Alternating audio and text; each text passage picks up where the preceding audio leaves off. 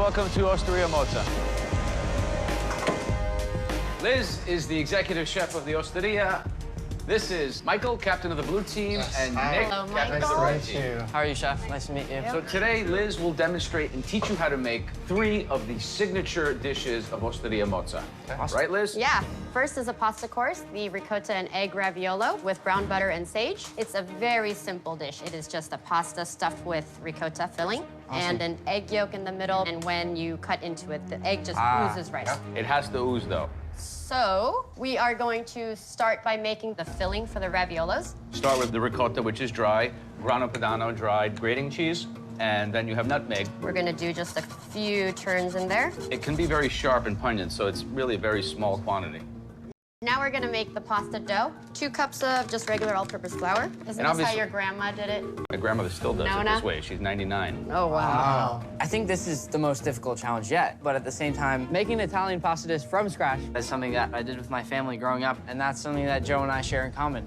This is your make or break time, okay? If you mess this up, you gotta start over.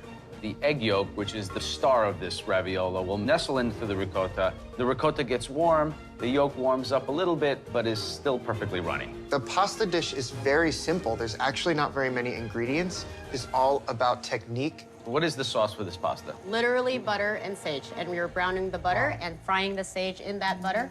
So as much as I feel confident in my own abilities to cook, can I communicate it to my team? And see how bubbly it is and foamy? That's perfectly browned butter. Amazing. And Joe's gonna garnish with some grana padano. And this is ready to serve. Go ahead, cut it open. Oh, wow. That's what you're looking for. All right, second dish. This is Lamb rack in a tahini and dried Persian lime marinade. The marinade is very simple and straightforward. So I'm gonna start here with tahini, coriander, and smoked paprika. And that gives it really good color. You notice the quantity of the seasoning that she's using? A lot of salt. Oh, my gosh. I think if one of you two figured out how to season properly, you could probably win the whole competition. It's that important. Right. So this takes at least 7 minutes per side. Wow. So when you're cutting the lamb, you're following the bones. You want it to be as close to even as possible. Sure. Of course. For plating, just a little dollop of marinade. Some broccolini, do a little cross with your lamb, and obviously the more attractive piece on top. Wow. Next, we are going to do the sea trout with the Umbrian lentils and the red cabbage sottaceto. You want the cabbage to be soft, but not mushy. Okay. Okay, so while the cabbage is cooking down, we're gonna start our lentils. The lentils are tricky, right? Like you get lentils around a lot, they're like mush. Bad. Bad. You want to feel each one under your teeth. This is Tasmanian sea trout. Salt the skin, but not pepper it. And in order to get evenly crispy skin, you hold it down. And if your fingers slip, the skin will slide right off. You'll have like a bald fish.